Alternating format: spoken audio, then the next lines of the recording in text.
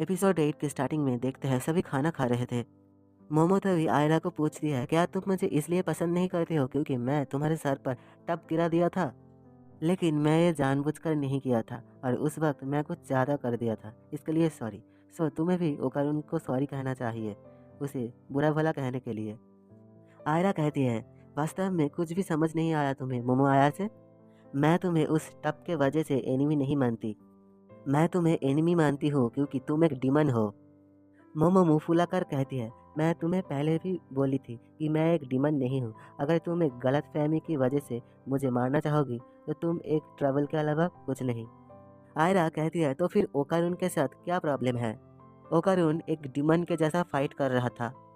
और तो अरे इम्पॉसिबल है, इतनी यंग लेडी तुम्हारे ग्रैंडमा है।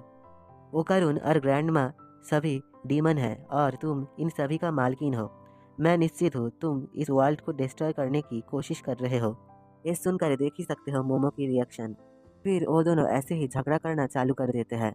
मोमो बोलती है, लगती है कि तुम मुझे अंडर एस्टिमेट कर रही हो। आयरा रिप्लाई देती है, हाँ क्योंकि मैं बहुत क्यूट हूँ इसलिए मुझे दुनिया को सेव करने के लिए चुना गया है। जो भी हो, मुझे इनवाइट करने के लिए थैंक यू। ये नूडल्स बहुत ही टेस्टी था ग्रैंडमा, ये बोलते हुए वो चली जाती है। मोमो कहती है, रुक जा, अभी तक मेरी बात ख़त्म नहीं हुई है।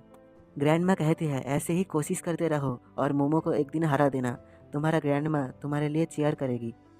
मोमो गुस्सा हो जाती है, तुम बुढ़ी ग्रैंडमा, तुम उसे क्यों सपोर्ट कर रही हो? देखते हैं आयरा वापस आके ओकारुन को कहती है, एक डीमन होने के बाद भी तुमने मुझे बचाने की कोशिश किया, ऐसा क्यों? ओकारुन कुछ समझ नहीं पाता कि क्या कहना चाहिए। तभी मोमो कहती है, ऐसा क्योंकि ओकारुन एक डीमन नहीं है। ओकारुन रिप्लाई देता है, मेरे पास इसका कोई रीज़न नहीं है, अगर कोई प्रॉब्लम में है तो हमें उसका मदद करना चाहिए, है ना? आयरा कहती है, अब मुझे समझ में आया, इसका मतलब तुम्हारे अंदर अभी भी ह्यूमैनिटी बची हुई है और मैं तुम्हें मोमो के शिकंजे से बचा के रहूँगी। फिर मोमो और ओकारुन डिस्कस करने लगता है, आखिरकार ये क्या था, इसे तो बहुत ही बड़ा गलत फहमी है। आयरा जाते वक्त शर्माते हुए सोच रही थी, ये फीलिंग गलत है, मैं एक ह्यूमन हूँ और ओकारुन एक डीमन है। सीन शिफ्ट होता है, हम देखते हैं ओकारुन को जो कह रहा था, क्या तुम इसे नॉर्मल तरीके से नहीं कर सकते थे? टार्बोग्रानी टार्बोग्रानी कहती है, चुप रहो, मैं तुम्हें तुम्हारा बॉल वापस दे रही हूँ ना। देखते हैं उस बॉल के साथ ग्रैंडमा और टार्बोग्रानी बेसबॉल खेलने लगते हैं। टार्बोग्रानी उसे बॉल की तरह थ्रो कर देती है और ग्रैंडमा उसे हिट करने के लिए तैयार रहती है। और हम देखते हैं ग्रैंडमा उस बॉल को हिट नहीं कर पाती और वो बॉल अपनी असली पोजीशन पर पहुंच जाती। ओकारुन जोर जोर से चीखने लगती है। मोमो कहती है, तो क्या वो बॉल अपनी असली पोजीशन पर पहुंच गई है? तब ओकारुन कहता है, हाँ बिल्कुल, अब मेरे पास मेरा एक बॉल वापस आ गया है। मोमो चिढ़ाते हुए कहती है, ये तो अच्छी बात है, तुम्हें तुम्हारा बॉल वापस मिल गई है। ओकारुन कहता है, चुप हो जाओ, यहाँ पर बहुत ही ज़्यादा अजीब बातें हो रहा है। देखते हैं स्कूल का सीन जहाँ पर वो दोनों ओकारुन के दूसरे बॉल के बारे में डिस्कस कर रहे थे। मोमो कहती है, चलो ओकारुन, लंच के वक्त रूफ पर मिलते हैं। ओकारुन मोमो को मना कर देता है, कहता है मुझे रिपोर्ट लिखना है। तो क्या तुम स्कूल के बाद कैफ़े जा सकते हो? ओकारुन कहता है, मुझे माफ़ कर देना, स्कूल के बाद मुझे कुछ और काम है। मोमो लंच में उसके दोस्त के साथ खाना खाने चली जाती है। तभी मिको कहती है, आखिरकार ओकारुन कहाँ है? तो मोमो रिप्लाई देती है, ओकारुन रिपोर्ट लिख रहा है। मोमो के दोस्त कह रही थी, ये तो सच में कितनी अच्छी बात है, मुझे तो उससे मेरे भी काम करवाना चाहिए। मोमो सोचती है, मुझे कुछ गड़बड़ लग रही है। उसकी रिएक्शन जैसे कि वो कुछ छुपा रहा हो, क्या ये कोई लड़की की वजह से हो सकता है? तब मोमो सोचती है, मुझे नहीं लगता कि ओकारुन कुछ ऐसा कर सकता है, शायद ऐसा हो भी सकता है। चलो मैं अब ड्रिंक लेने के लिए जा रही हूँ। तब मिको कहती है, मेरे लिए भी एक ड्रिंक लाना। मोमो ड्रिंक लाते हुए सोचती है, आखिरकार ये मुझे क्या हो रही है?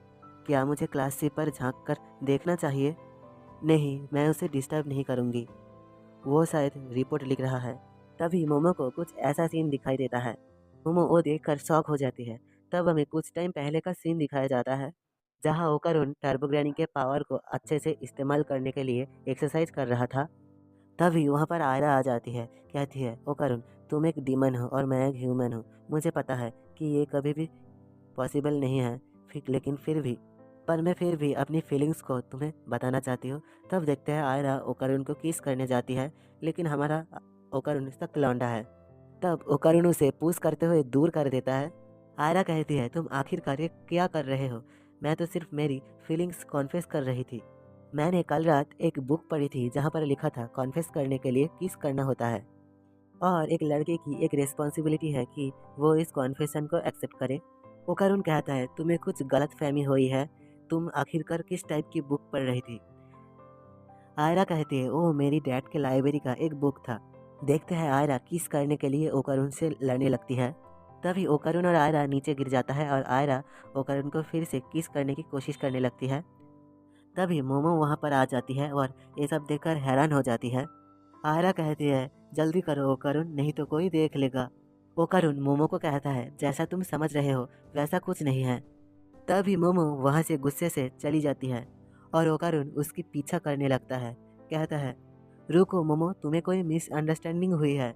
मोमो कहती है तुम तो कोई रिपोर्ट लिख रहे थे, लेकिन देखो तुम तो उस लड़की को किस कर रहे थे और तुम्हारा जैकेट भी खुला है और तुम्हें तो पसीना भी आ रहा है। तो तुम्हें क्या लगता है मैं तुम्हारी बातों पर बिलीव करूंगी? ओकारुन कहता है मेरे पास इसका एक्सप्लेनेशन है। मोमो कहती है मैं तुम्हें और बिलीव नहीं करती हूँ। ये कहते हुए वो चली जाती है। तब देखते हैं मोमो बहुत ही ज़्यादा उदास हो चुकी है और मोमो को किसी भी काम पर मन नहीं लग रही थी और उसकी सहेली सोच रही थी कि मोमो को शायद किसी ने पॉजेस कर लिया है। देखते हैं ओकारुन को जो क्लास में एक्सरसाइज करते हुए सोच रहा था। मोमो सही कह रही थी, बहाने मारने का कोई फ़ायदा नहीं। मुझे लगा मैं मोमो को बिना बताए ताकतवर बन जाऊंगा और बहुत ही कूल लगूंगा, जिस वजह से मैंने झूठ कहा और इसी के वजह से मोमो को गलतफहमी हो गई है।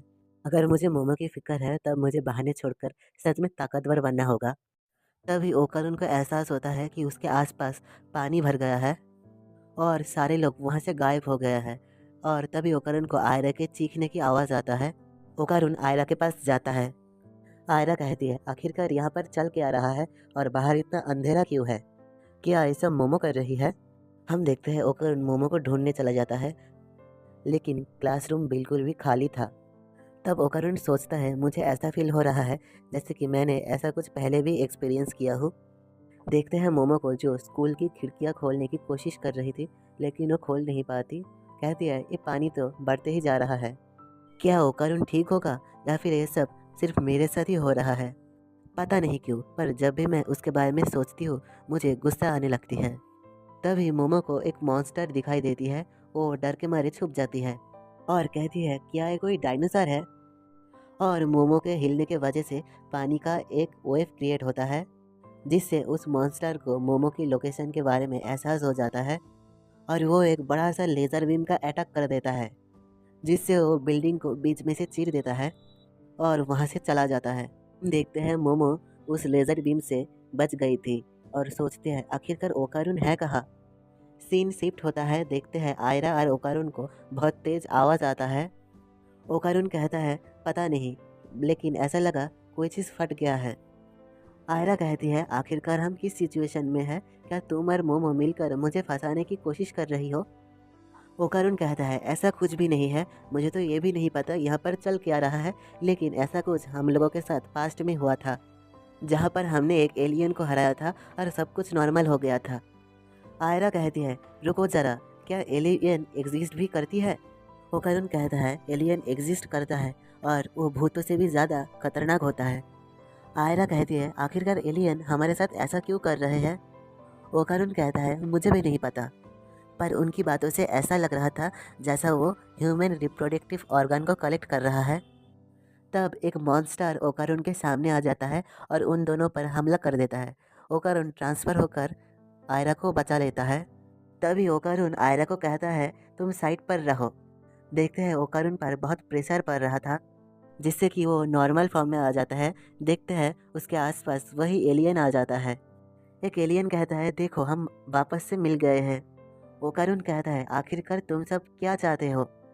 आयरा एक क्रॉस के साथ एलियन के साथ लड़ने की कोशिश करने लगती है। ओकारुन कहता है आयरा यहाँ से भाग जाओ। एलियंस का टारगेट मेनली लड़कियाँ होते हैं और तभी एक एलियन आयरा पर हमला कर देता है और आयरा दूर जाकर गिरती है। एलियन कहता है कि यहाँ पर हम तुम्हारा बनाना लेने के लिए आए हैं। ओकारुन कहता है आखिरकार सभी लोग मेरे बनाने के पीछे क्यों पड़े हुए हैं? एलियन कहता है क्योंकि ये बहुत ही अच्छा चीज़ है और तुम्हारे पास ऐसा पावर है जो कि हम टेक्नोलॉजी से नहीं पा सकते हैं। हमें तुम्हारा एबिलिटीज़ चाहिए और हम तुम पर एक्सपेरिमेंट करके उन एबिलिटीज़ को अपने आप पर ट्रांसफ़र कर लेंगे। ओकारुन कहता है वो पावर कर्स की वजह से आता है, वो पावर मेरा नहीं है। एलियन कहता है कर्स एक ऐसा चीज़ है। ओकारुन सोचता है मैं तो ट्रांसफॉर्म भी नहीं हो रहा हूँ। ऐसा लग रहा है कि मोमो अपनी साइकिक पावर से मुझे काबू कर रही है। तब वो एलियंस ओकारुन के कपड़े फाड़ के उसे ऊपर उड़ा देते हैं और अपने पैंट से हथियार निकाल के कहता है तो चलो फिर अपने ऑपरेशन को स्टार्ट किया जाए, जिस पे हम सबसे पहले तुम्हारा बनाना को काटेंगे। ओकारुन कहता है नहीं ऐसा कुछ भी नहीं होगा। तभी देखते हैं आयरा को जो सिल्की में कन्वर्ट हो जाती है। कहती है देखो मुझे सच में ऊपर वाले ने चुना है, जिस वजह से मेरे पास ये पावर आई है। तो चलो आप ओकारुन को छोड़ दो। और इसी के साथ ये एपिसोड ख़त्म हो जाता है।